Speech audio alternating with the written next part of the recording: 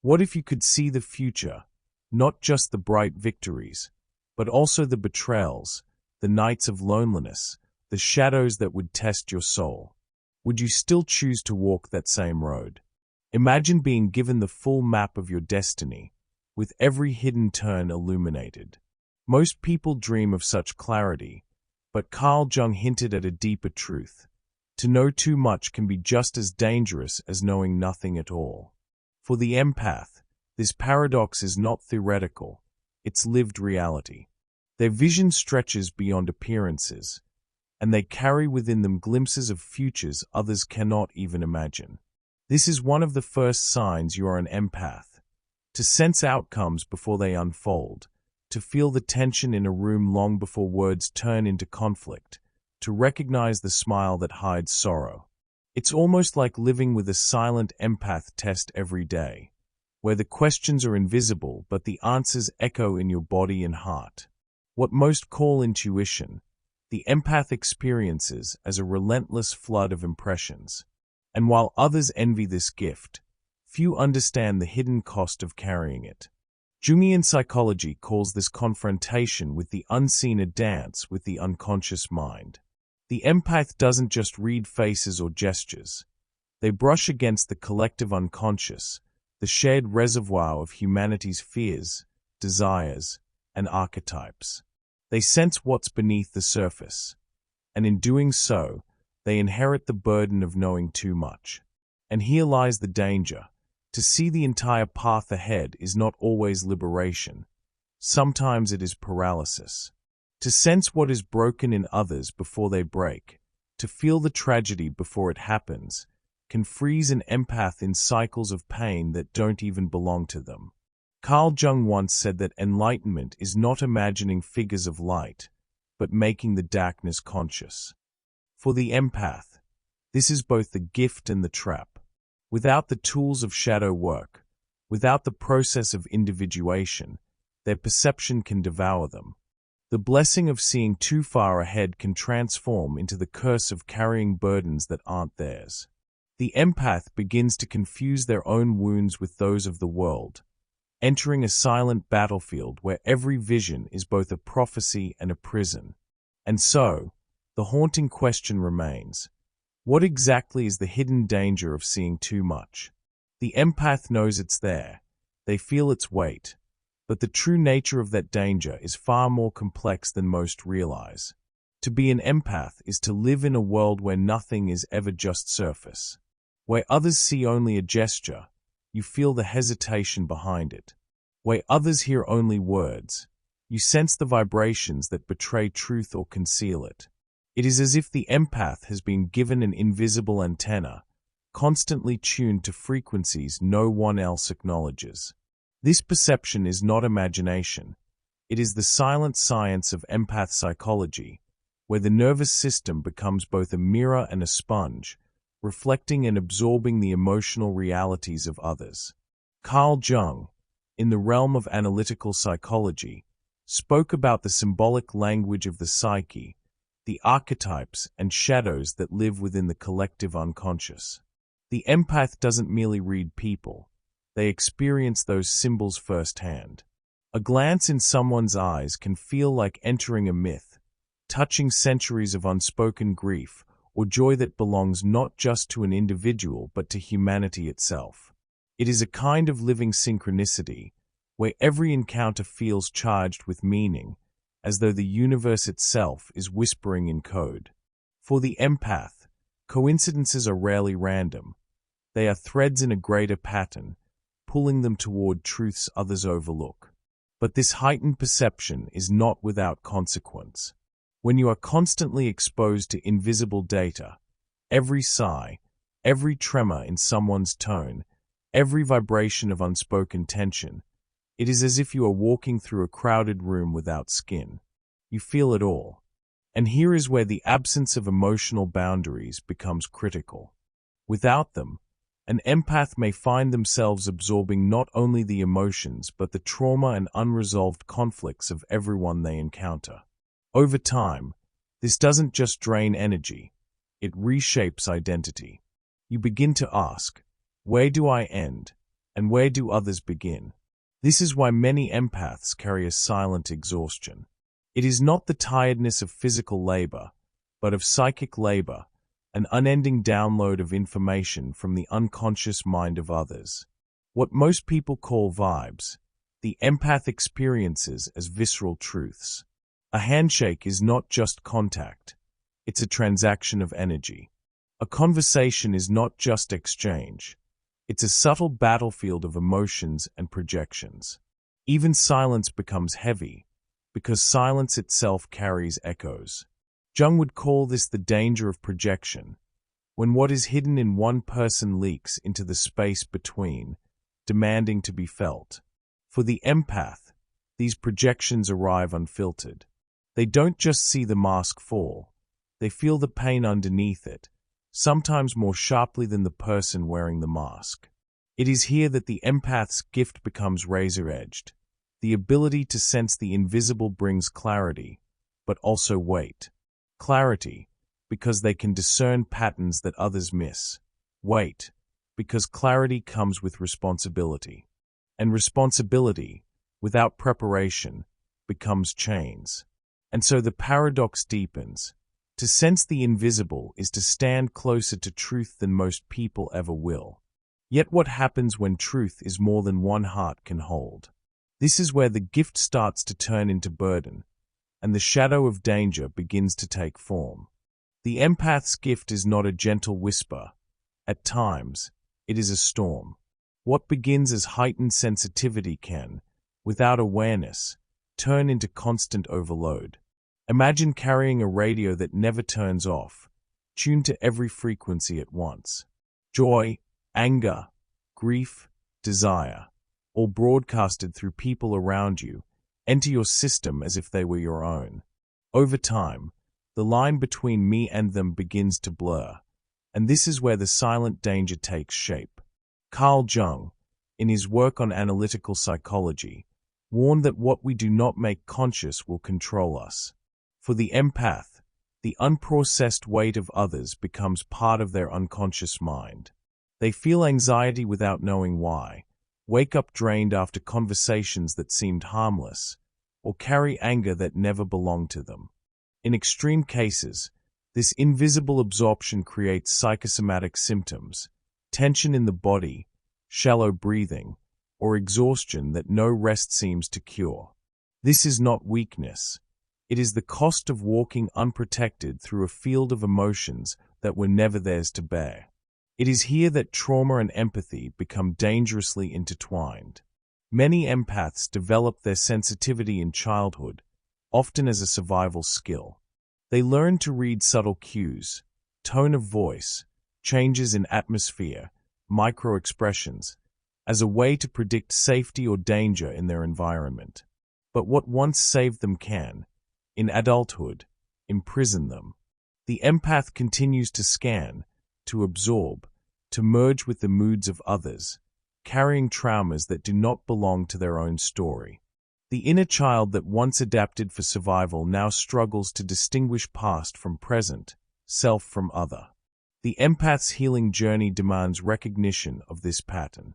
Without strong emotional boundaries, the gift becomes a burden that isolates rather than connects. Relationships with toxic people become especially dangerous because the empath does not simply suffer manipulation, they embody it. They feel the guilt, the fear, the anger of the manipulator as if it were their own. And when asked why they feel so heavy, they rarely have words to explain, because the weight they carry has no clear origin. In Jungian psychology, this is the archetype of the wounded healer, those who, in touching the pain of the world, risk being consumed by it. The empath becomes the battlefield of projections, absorbing what others refuse to face. And the tragedy is this: the very capacity that makes them healers also makes them vulnerable. To sense deeply is to risk drowning deeply. To open your heart wide enough to feel the invisible is to leave it exposed to wounds that are not yours. And so, the question deepens. When the empath's vision turns into burden, what happens next? How can one carry the gift without letting it consume the soul? History has shown us that even those who seem to shine brightest, icons the world adored, often carried silent battles within, crushed by the same sensitivity that made them beloved. One of these stories reveals just how dangerous it can be to feel too much. We'll return to it soon. Robin Williams's story leaves us with a haunting question. How can someone who carried so much light be consumed by so much darkness? This paradox takes us directly into Carl Jung's deepest insight, the reality of the shadow. For Jung, the shadow is not simply the dark side of human nature. It is everything we refuse to face within ourselves. It doesn't vanish when ignored. It grows stronger in silence. And here lies the unique danger for empaths. If Robin could feel the weight of the world through his art and humor, imagine what happens to those who, like him, carry the emotional currents of everyone they meet. Without strong emotional boundaries, the empath becomes a vessel for more than just their own struggles. They begin to absorb what Jung called the unconscious mind of others, collecting shadows they never had the chance to prepare for. Carl Jung taught that the shadow is the part of the psyche we deny, repress, or refuse to acknowledge. It doesn't disappear, it waits. For most people, the shadow hides behind everyday masks, surfacing in subtle projections or unconscious reactions. But for empaths, the danger is magnified. They don't just wrestle with their own shadow, they often feel the shadows of others pressing against them. When you live without clear emotional boundaries, your system becomes an open stage for what Jung called the unconscious mind, and sooner or later, those shadows will demand recognition. To understand the weight of this, consider the life of Robin Williams. To the world, he was a burst of light, his humor electric, his presence magnetic. Yet behind that brilliance lived a man who felt deeply, maybe too deeply. Those who knew him described his uncanny ability to tune into the moods of others, to lift spirits instantly, as if he could absorb pain and transmute it into laughter. This is empathy at its most visible form, sensing suffering and rushing to heal it. But in time, what he carried for others began to eclipse what he could carry for himself. His tragedy reflects one of the hidden truths of empath psychology. When you absorb too much of the world's grief, your own inner child may drown in silence. Here lies the essence of Jung's warning. Until you make the unconscious conscious, it will direct your life and you will call it fate. Robin Williams embodied the paradox. His ability to connect so profoundly with humanity was also his most dangerous vulnerability. The shadows he absorbed, his own and those of the people around him, became too heavy to integrate. Without the tools of shadow work and the grounding discipline of individuation, the empath's gift can mutate into a prison. What looks like joy on the surface may hide unbearable weight underneath. This is why trauma and empathy are so tightly intertwined. Many empaths resonate with Robin's story because they, too, know the cost of carrying everyone else's pain. They laugh loudly but cry alone. They shine in public but feel fractured in private. The danger of the empath's vision is not only in what they see, it is in what they cannot unsee. They stand too close to the collective unconscious, touching archetypes of grief, loss, and despair that belong to the human condition itself. Few souls can stand in that place for long without breaking. And so, Jung's insight becomes painfully clear. The shadow you ignore becomes the chain that binds you. For the empath, that chain is woven not only from their own wounds, but from the unprocessed pain of others. Robin Williams's story is not just a tragedy. It is a mirror, a living warning of what happens when the gift of seeing too deeply is not balanced with healing, boundaries, and light. But the question lingers. If the empath's shadow is this dangerous, how can they protect themselves without shutting down their gift? The answer begins with learning to face the darkness directly, before it swallows the light. Robin Williams's story reveals something even deeper. When you carry the shadows of others, you often find yourself standing alone. This is the paradox of the empath. They are surrounded by people, admired for their warmth, sought after for their comfort, yet internally, they can feel profoundly isolated. For who else can truly understand what it is like to sense pain before it is spoken, or to feel the weight of despair that doesn't even belong to you? Carl Jung noted that the more we confront the collective unconscious, the more we step away from the everyday comfort of the herd. Most people live safely at the surface. The empath lives beneath it. This difference creates distance. Even in a crowded room, the empath feels like an outsider, because they are not just interacting with personalities, they are interacting with archetypes, wounds, projections. This is why many empaths describe their lives as a kind of exile, present, but apart. Consider how history remembers figures who saw too much, too soon. Artists, visionaries, prophets. Many of them were celebrated only after their time, because society could not tolerate their depth in the moment. The empath walks in that same tradition. Their vision is not limited to the now. They intuit trajectories, feel undercurrents, perceive dangers invisible to others. And this ability, while powerful, can also trap them in solitude. For what use is it to know a storm is coming if no one believes you when you speak? This is where empath psychology meets existential weight. The empath's heightened perception, left unchecked, leads to alienation. Relationships falter because partners mistake their intensity for exaggeration. Friendships break under the pressure of unspoken truths. Even family ties strain when the empath senses dysfunction others deny. Without conscious emotional boundaries, every bond risks becoming a battlefield of projections. And so, the empath withdraws, not because they want to, but because it feels safer to carry silence than to explain what cannot be explained.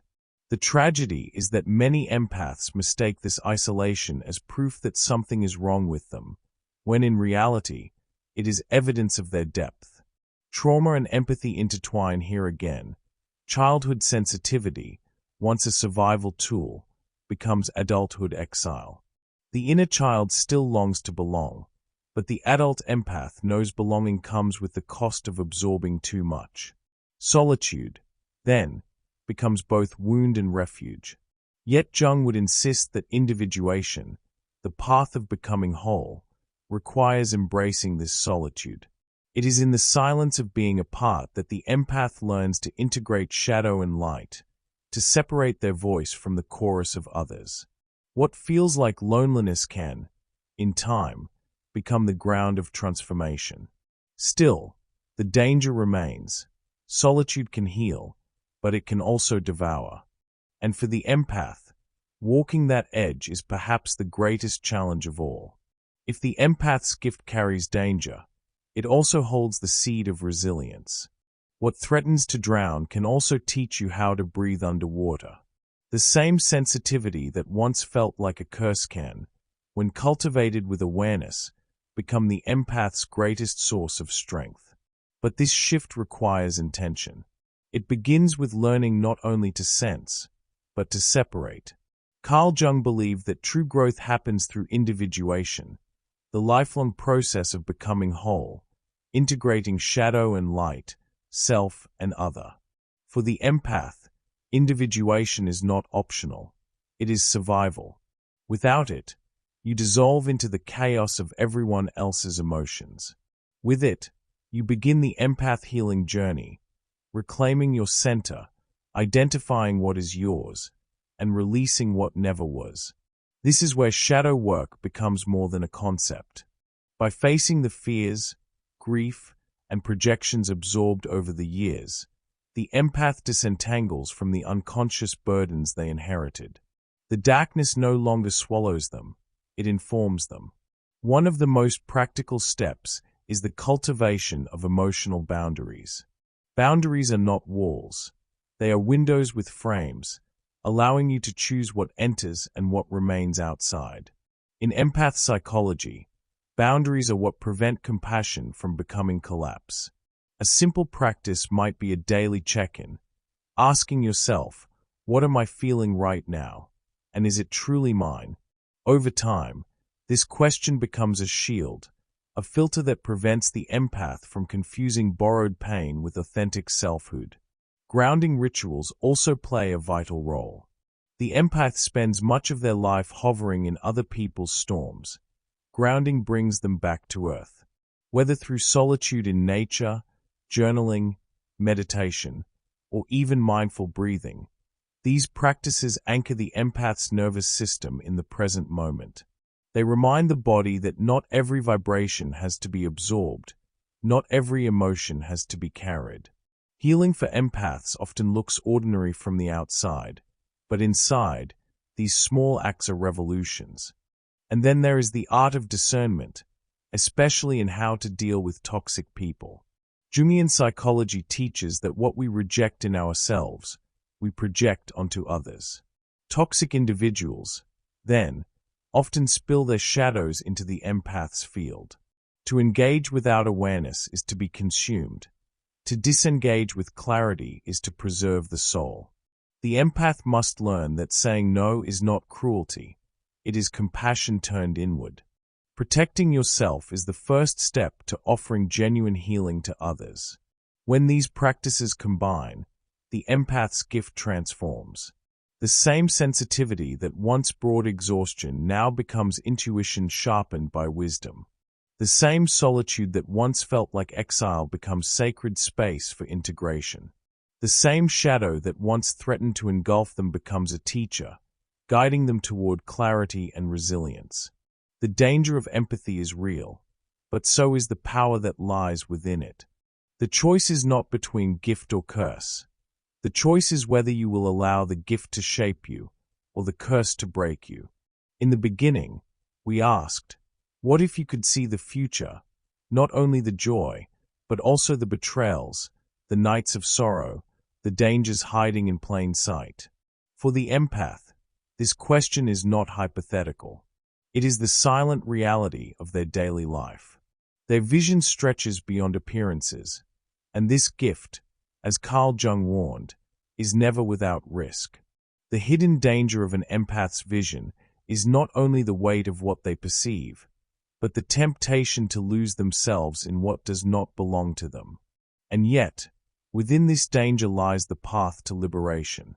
Through shadow work, the empath learns that darkness is not to be feared, but integrated. Through individuation, they discover that their identity is not dissolved in others, but strengthened by knowing where they end and where the world begins. Through the empath healing journey, they realize that what once felt like exile can become sacred ground for self-discovery.